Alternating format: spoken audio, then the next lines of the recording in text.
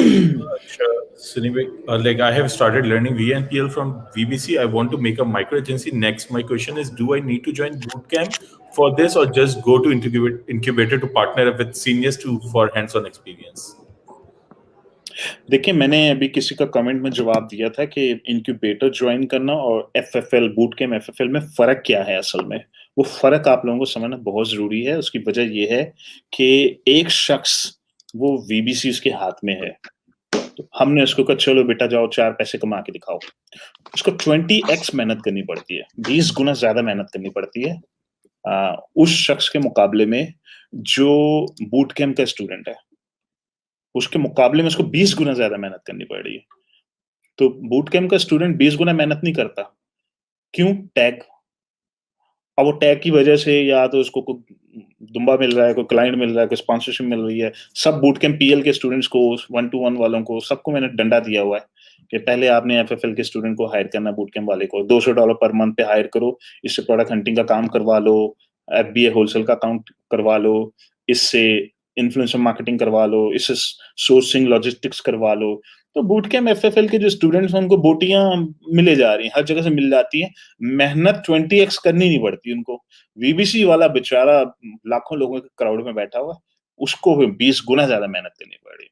Clear हो गया point? अब आ जाइए, इनक्यूबेटर बीच में है, इनक्यूबेटर सेंटर में है। बूटकैम्प वाला जो है वो बूटकैम्प में आता है तो इनक्यूबेटर भी उसको 50% ऑफ में मिल रहा है।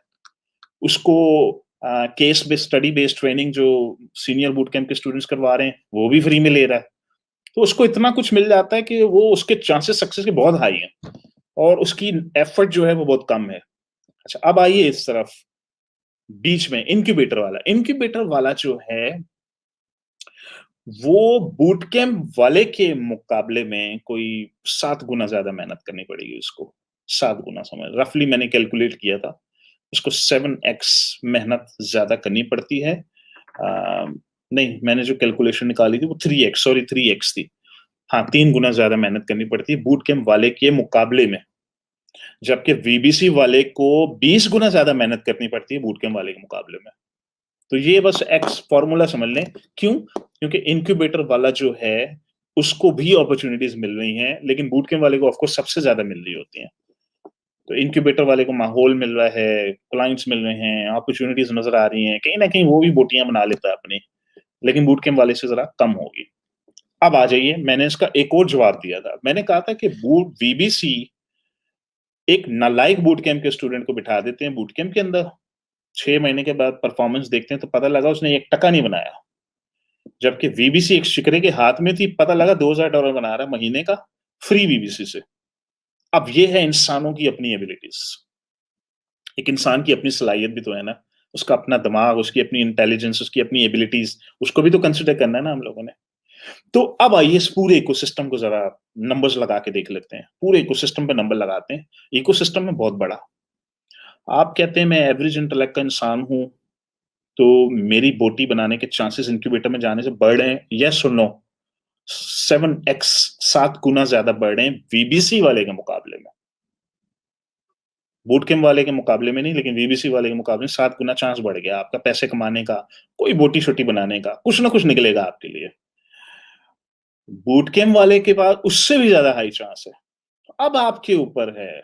आप कहते हैं मैं तो हाई इंटेलेक्ट हूं, मैं तो स्मार्ट भी हूं, मैं तो केपेबल भी हूं, तो चलो मैं इनक्यूबेटर चला जाऊं, डन, आपकी तो बोटी पक्की। आप कहते हैं छोड़ो मैं तो एक काम करता हूँ बूट कैंप में ही चला जाता हूँ, आपकी बोटी वैसे ही पक्की है। अब आप ज्यादा बनाएंगे, पहले से भी बहुत ज्यादा बनाएंगे। अच्छा, अब आते हैं एक नालायक बच्चे को उठाते हैं, एक नालायक बच्चे को उठा के लाते हैं कि ये लो बेटा वीबीसी में शुरू हो जाओ, 4 पैसे कमा के दिखाओ। 6 महीने के बाद 1 टका नहीं बनाया उसने। अच्छा चलो बेटा एक काम करो, इनक्यूबेटर में आ जाओ।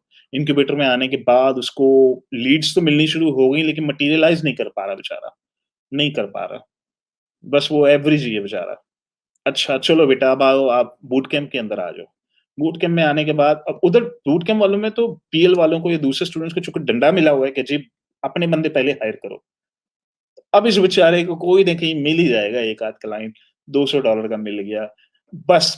कोई खास अचीवमेंट अभी भी नहीं हुई इसकी।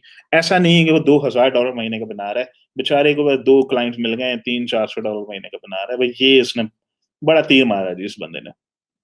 ये बस आप लोगों को एक आइडिया देने के लिए था।